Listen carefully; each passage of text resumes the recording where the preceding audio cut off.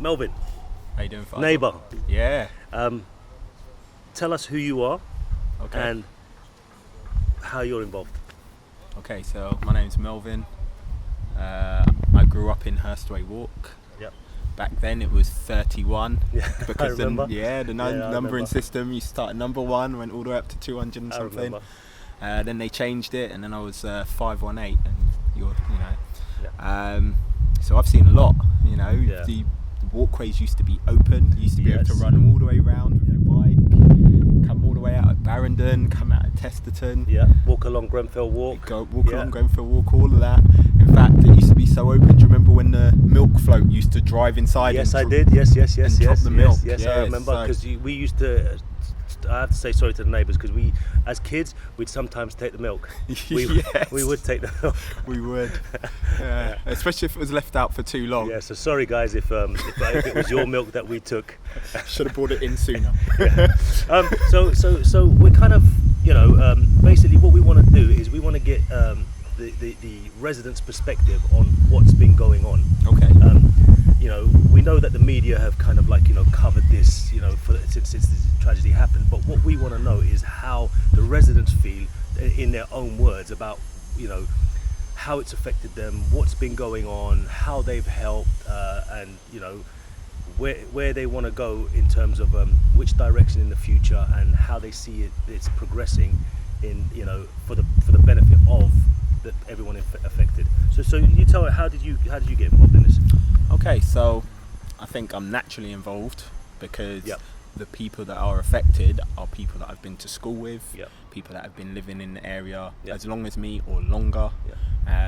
And other people have got friends and family who they've actually lost. So Yep. it affects me because I know people that are affected, and it also affects me because the building is the centerpiece of the estate that I grew up on. I agree. So I can't ignore it, and I know I've recently moved, so I'm not in that flat anymore, but I spent 30 years of my life in that flat every day looking at Grenfell Tower. I mean, this is part of my backdrop, so the only thing I could see was trees and that tower.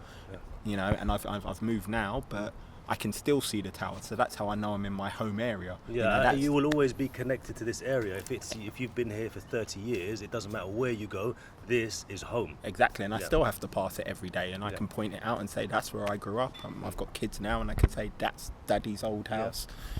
So it's a landmark for me, and that nothing is more central to that than the presence of that tower, which has now been destroyed, and that's what's heartbreaking about it. And not just the fact that the tower's been destroyed, it's me knowing so many people that have either directly who have lost their lives, and also people that I know who have lost people. So it's heartbreaking on all counts, and I think one of the starkest realizations about how far-reaching this is I've got a 5-year-old and I've got a 3-year-old. One of those the 3-year-old's in nursery, and there's 2 kids from that nursery who are now not with us anymore as a result of that fire. I mean, that's unacceptable in this day and age, and that's just 2 lives, and we're talking well over the 80 that they keep talking about, and everybody knows it's not that number. Simple mathematics tells us that. I think the residents know. Everybody knows. Everybody has been touched in some way by what's happened in Grenfell Tower, because everybody either knows somebody in the tower or knows somebody that knows somebody. So there's no getting away from it. So in my opinion, I agree with what the residents are saying, that the number is far higher than we're being told. However, I understand that it is it's quite challenging to try and figure out what's been going on, and we're just going to have to wait and see what they come back to us with. And that's, I guess, where I've kind of come into it. So the fire happened, and I mistakenly made the decision to go to work that day, and the reason was I had lots of videos on my phone and messages saying, "Are you all right?" Because people know that I'm in here. Have you seen? And the videos I had was of the tower in the middle of the night burning. And so when I woke up at 5:30, like I usually do, it was daylight, and so it wasn't computing in my mind. Open my curtains, and there was the tower on fire. Now, because I started sending a few messages around and I got responses back, that told me that everyone was okay, and it wasn't as bad as it looked. So I went to work, and That's the worst decision I've made in a long time. Why do you feel that? Well, because I got there, switched on the news, and I work in IT and telecommunications, so I'm in front of a computer most of the time. Yep. So I flicked on the news on one screen, I flicked on social media feeds on the other, just so I could keep track of what was going on. Yep. And that realisation just dawned on me, message by message and minute by minute, how bad this actually was. And I couldn't suddenly just drop everything and go away because I was at work. So I mean, I did leave early to come back to the area, and it's a 20-minute drive. Took 2 hours to get back. Yeah, it was gridlocked that day. It was gridlocked that day. They closed the motorway. So I got back and I tried to help. Couldn't get anywhere near the tower, but at that point the community hubs started taking over anyway, in terms of taking in donations, trying to coordinate things. So that's why I diverted my attention. I went down to the Westway Centre. And because it was Ramadan, people were cooking anyway, getting ready to break fast and that sort of thing. So they had laid out this ginormous picnic, for want of a better word, and there was cooked food, there was rice, there was water. And who had done this? Was it the local authorities, or was it just the? No, the local authorities had no part in anything. It was the people. So local residents come down. No, at that point, because it was all so very fresh, I don't think anybody had the ability to come down from outside, and those that did only came with carloads of supplies. So they bought bedding, they bought water, they bought food. A lot of people not really thinking about the severity of it, so they all bought perishable food. That was the food that was being brought down originally. In fact, there was so much food that was perishable, I went down with my family to go and offer my services, and we ended up taking food away with us because they said, look, there's too much food and this is going to waste tonight. And I felt really uncomfortable with that, because I just thought, wow, I've come to help, and we bought some stuff ourselves, and we're actually being given stuff back because there's so much to go around. And even the Westway Centre set up, I think it was 300 sleeping spaces that night, and only a third of that amount of people turned up, and about half to 25% of those people were volunteers who were actually going to stay there and sleep. So I know a lot of people went to the rugby club, and that's partly why, but still the numbers of people expected to go to these places to claim refuge just wasn't tallying with the amount of people we knew to be in the building. I think when this thing kind of happened, a lot of people were really kind of struck by the enormity and the severity of what had happened. And they didn't expect something like this to happen in a first world democratic, one of the richest countries in the world, and one of the richest boroughs in the world. So it took everybody by A, surprise, and B, shock. And this is why, for me, why everybody just wanted to pitch in and help. Can I ask, in terms of the local authority, because I was around as well. When did they start kind of showing up? I would say the Monday afterwards. So we had Wednesday of the fire, the Thursday, the Friday, and the weekend. And then they showed up on Monday. They might have been here before, but they absolutely had no visible presence. Saturday and Sunday, that kind of showed their true colours. So the community was out. We couldn't take a break. We didn't take a break. We were here in the early hours, in the late hours, right through the middle of the day. The Harrow Club was open, Rugby Club was open, the Latimer Community Church was open. So all local services run by the community. All the local places run by the community were open. Now put that in contrast with the Royal Borough of Kensington and Chelsea Town Hall closed. The Kensington and Chelsea TMO office closed. So they took a weekend off and then came back to it with a fresh mind on Monday, armed with the aid assistance of the Red Cross. Now that to me says everything you need to know about how seriously they took this. For them, 3 days in, Wednesday, Thursday, Friday, so 3 days in, to then take a weekend off in the biggest disaster since World War II, as everyone keeps saying. That's unforgivable, if you ask me. They say that they were overwhelmed by it, but at the same time they were turning people away, saying they have enough donations, they have enough volunteers. They were turning away help from other councils, saying, let us know what, the other councils were saying, let us know what you need and we'll provide it. And at that point, they were saying, we've got it in hand. Well, they had nothing in hand. As I understand, Melvyn, just kind of leading on from what you said, they were overwhelmed. From what I understand, and correct me if I'm wrong, another borough had to come in and take over from the RBKC to kind of organise everything. Was that right? That's right, but as far as I understand it, that wasn't until they took the weekend off, basically. So obviously, they didn't. The level of severity wasn't as high for them as it was for the people that were caught up in this disaster. Yeah. Well, the thing is the way I see it is, if a bomb went off, and you're innocent, you see that people are hurt. In fact, that's too severe. Let's go back to something that happens on an everyday basis. Yeah. Someone gets hit by a car. Yeah. Right. You're nearby. And you drop everything and you go and help. Yeah. You go to see if the guy's all right. Yeah. Somebody calls an ambulance. Yeah. You get involved. Yeah, absolutely. That's what happens. That's human nature in its purest form. Somebody's hurt. Somebody may be dying. Let me see what I can do to help. And then once you've assessed the situation, you realise if you need to carry on or whether you can hand over, or the people in the situation have got a handle of it. Yeah. Right? So that's what you would expect the council to do. Something's happened. You've got nothing to do with it in terms of how it happened, or so you would think. You drop everything, you get down there, and you see what you can do to help. They did nothing. So, there's only 4 or 5 possibilities of this. Either they were in denial and just didn't think it was serious. Yep. Either they didn't care and had no intention of helping. Either they were just completely incompetent and had no resources or functionality to be able to deal with it. Yep. Or quite simply, this was premeditated. Now, I'm not picking any one of those things, but all of those things are damning. Yep. Because let's look at other councils. Georgia Gould, Camden, never knew the woman, knew who she was before this happened. Yep. She took an independent test of her towers, found that they weren't safe, and she said, right, I'm getting down there, we're getting these people out of our buildings because they're not safe.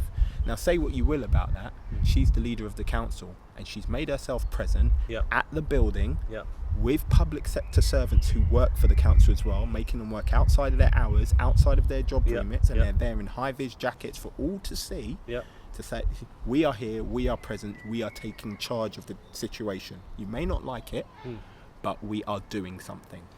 And that's not what that's not what our borough did. In fact, they did the exact opposite. And I can't see, over 3 weeks on, there's still nobody in, like you said, high-vis jackets or to kind of, from the council that I'm aware of in the area. I haven't seen anybody. No, you won't see them out, and that's because they're looking after their own interests first. Right.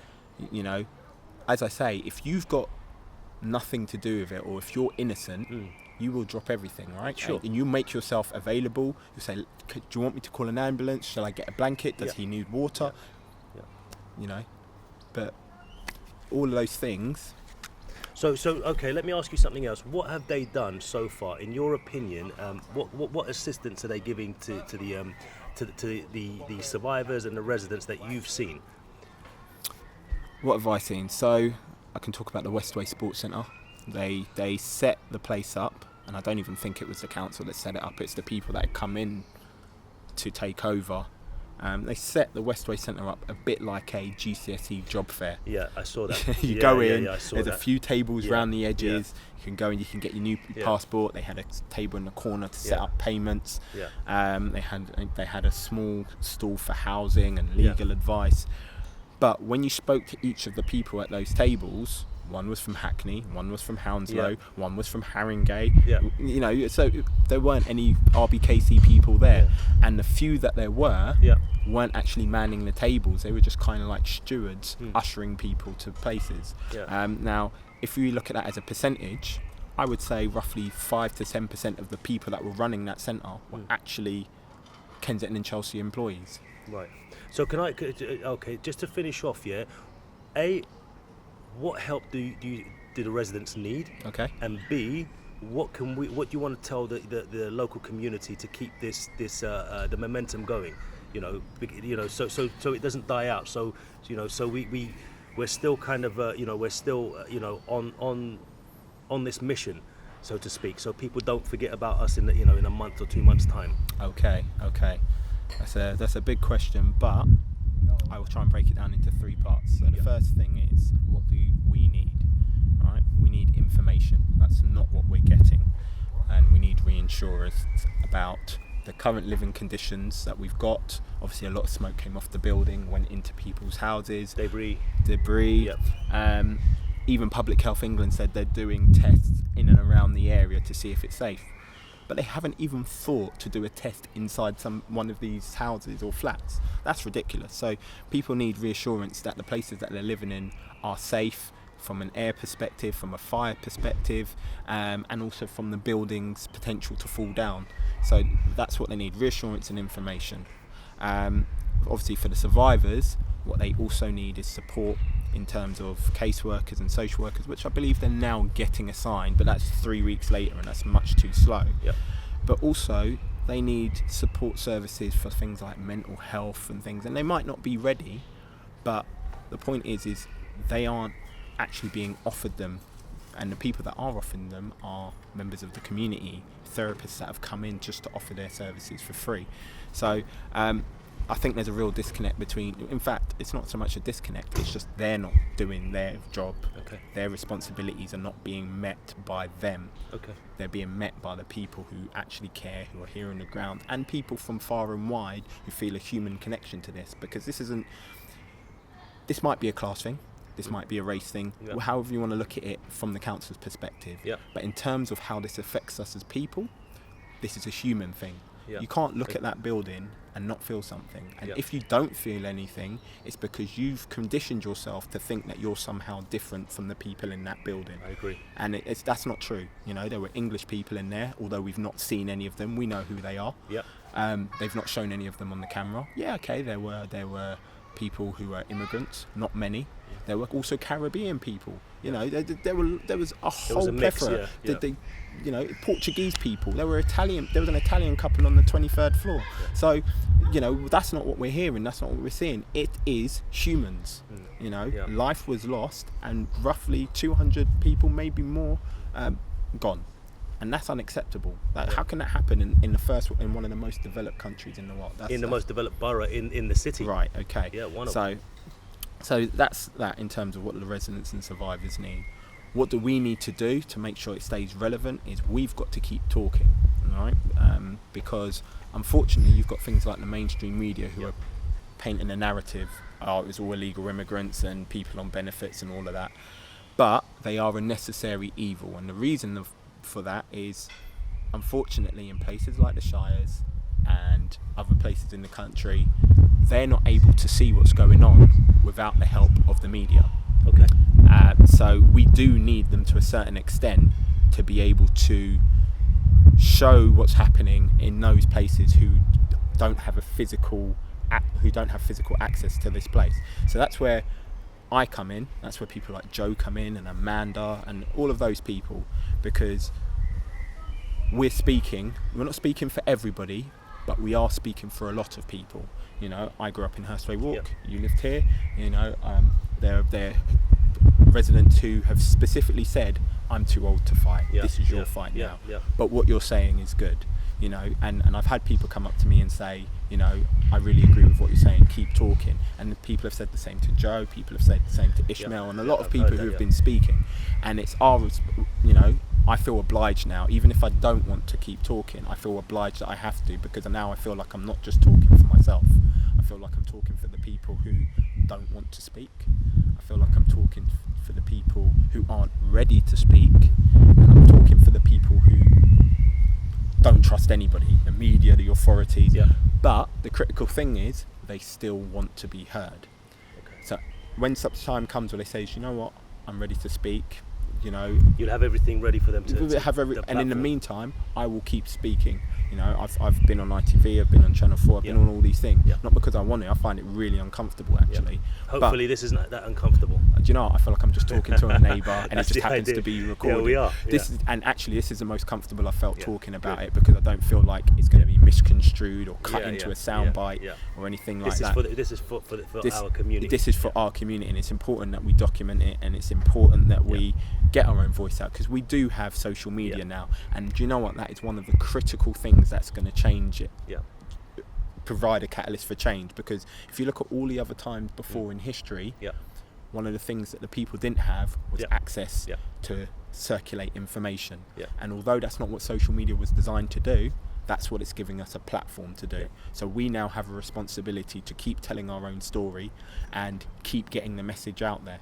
And that's what we will do. So we will keep talking, we will make sure that those people listen, and hopefully that will provide enough evidence that can't be buried or swept under the carpet, so it can feed into things like the public inquiry, social housing policy, and all of those things. Because, oh yes, the fire affects everybody on a human level, it affects everybody in North Kensington or who can see that tower from a reality perspective. But from a social housing perspective, up and down the country, I mean, my sister lives in Plymouth, my brother lives in Southampton, I've got family in Huddersfield, they've all got social housing, and that's just a handful of cities and places, and they've got social housing.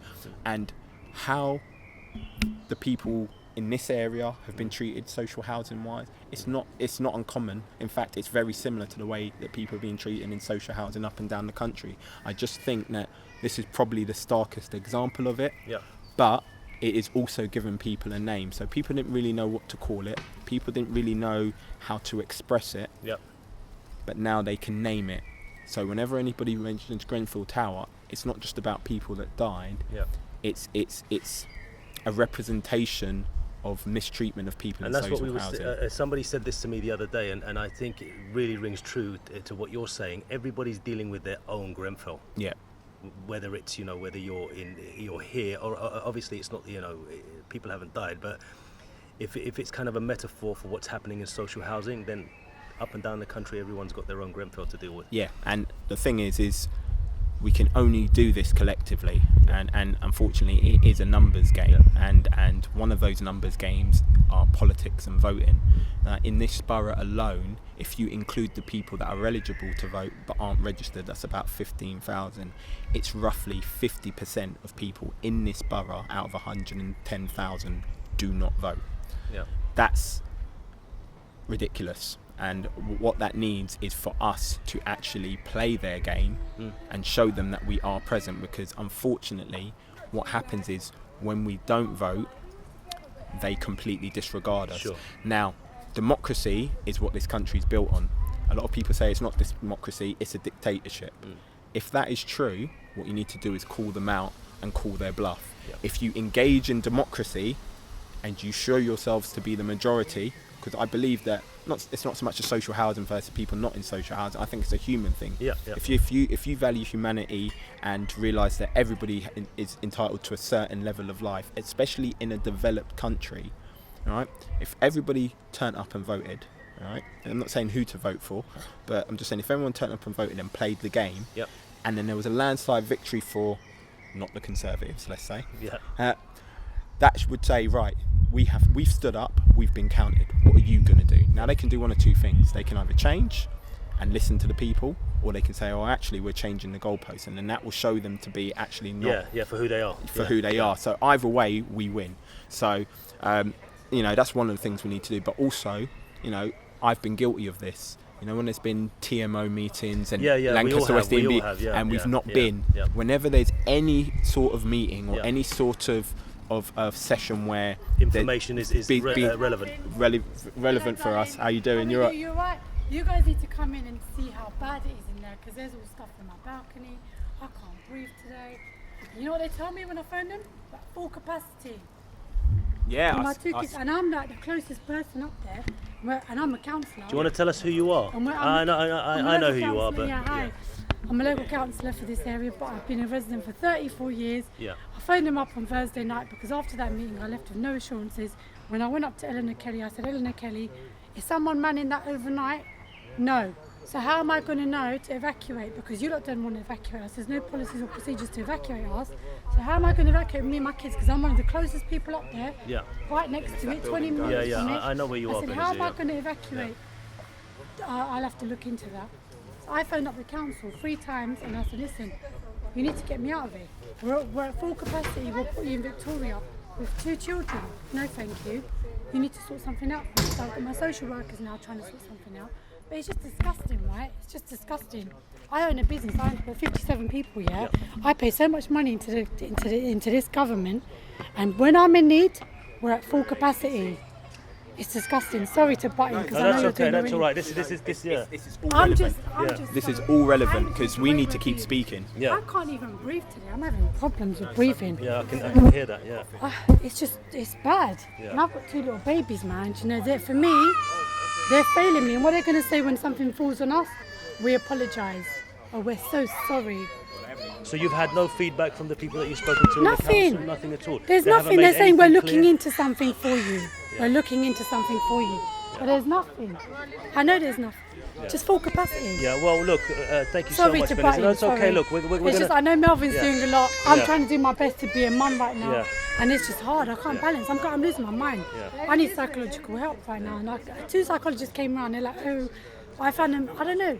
I don't feel like it's there. Yeah. There's not enough there. They're not doing assessments. I said, why aren't you coming and assessing people who are in need rather than putting a blanket out for everyone from every Tom, Dick and Harry going in hotels and then you're at full capacity because every Tom and Dick and Harry is there. Why are you not doing assessments? I've asked Barry Quirk to come and do assessments because that's what you need to do. Why is every Tom, Dick and Harry who's not living here having a holiday off the back of people dying? Yeah? It just makes me okay, sick. That's all right, that's okay. Makes me feel sick that people are enjoying themselves off the back of this. When there's people in need, there's people who've died, there's an investigation needs to be happening, there's people who need to go to prison off the back of this. But in the meantime, we're trying to live where we can't breathe and there's rubble falling into my balcony and you're telling me it's safe. Yeah. Ridiculous. Yeah. Much love. Bye, Benazir. Take Good care. luck. Take See you care. later. I'll call you, yeah? Well, Melvyn, so... She said it all. Yeah, She said it all. Yeah, I think that's the sentiment that's kind of shared all around the community. But look, thank you so much for talking to us. We're here if you need us. If there's anything you want to, share with us, just Grenfell Speaks. Yeah. Our Facebook page, Twitter page. Our hashtag is #Grenfell Speaks. Let us know and we'll come and have a chat. Well, do you know what? You're my neighbour. From day one, I was born in that flat. Yeah, so I remember. I'm more than happy to do anything that I think will help the cause, and that's what we need. Because at the end of the day, they're not standing up for us, so we've got to stand up for each other. Absolutely, So anything agree. you need, bruv. Yeah, agreed. Thanks, Melvyn. Thank you, brother. Anything you Cheers. need, yeah? Thank you. Thanks, Cool. Melvyn. Cheers.